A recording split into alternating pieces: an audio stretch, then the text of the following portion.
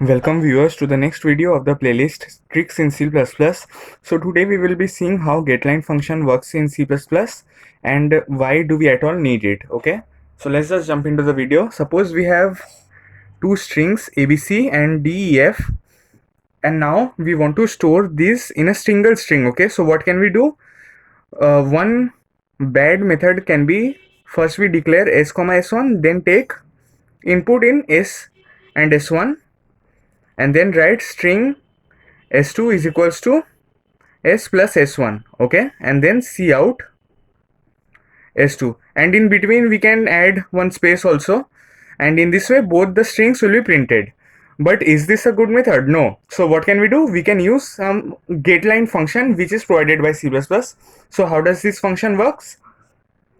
We need to write getline cin comma s, okay, and we need to declare s beforehand. In this way, ABC along with the space in between and DEF will get inside S, okay, and then if we see out S, then the exact same thing will be printed, okay. So in this way, getline function will be very helpful to take input of a full line which has a number of spaces, okay.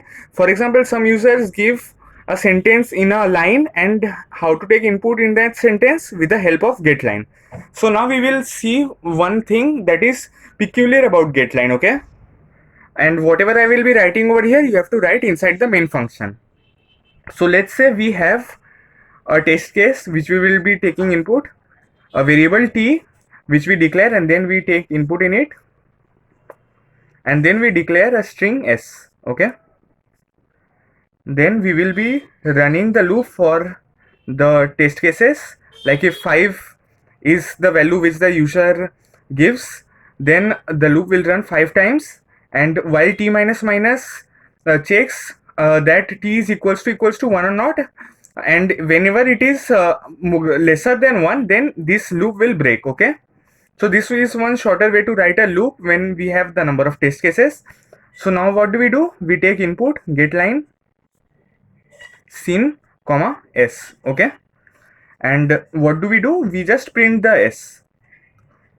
So now I will be giving you one output question, so I hope you are able to solve it. If you are not, then I will be explaining it to you. Suppose let's say we have 3 test cases which we give as input, and I am writing over here input and here output, okay.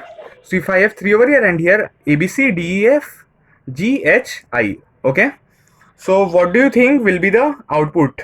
If you think that the output will be ABC, DEF, GHI, then you are wrong. What will be the actual output? The actual output will be some spaces over here, then ABC, then DEF, okay. So what is this peculiar thing about getline? So getline starts taking input from wherever the cursor is, unlike cin which sees for wherever the space ends and then takes the input, okay. So what is getline doing? First it is taking input, first the cursor was over here, so it was taking input as 3 and it was putting it inside the variable t, and then the cursor was over here after 3, okay. So here there are some spaces, okay. So the s was assigned these spaces because of this getline function. So what do? If we want to print ABC, DEF, GHI, we simply need to write cin.ignore. Okay, so now what will be the output after writing cin.ignore? The output will be ABC, DEF and GHI, okay. So previously what was the problem? The problem was that we were getting the space as one of the inputs, okay, but we don't want the space as the input. So what do? We ignore these spaces. And how do we ignore the spaces? We write cin.ignore, okay. So this is one thing which keeps a number of C++ programmers confused. So in this way now you can avoid this error of taking the spaces as the input. And what was happening with cin, if we were taking input with the help of cin, means if we would have simply written cin s, okay, then what would have happened?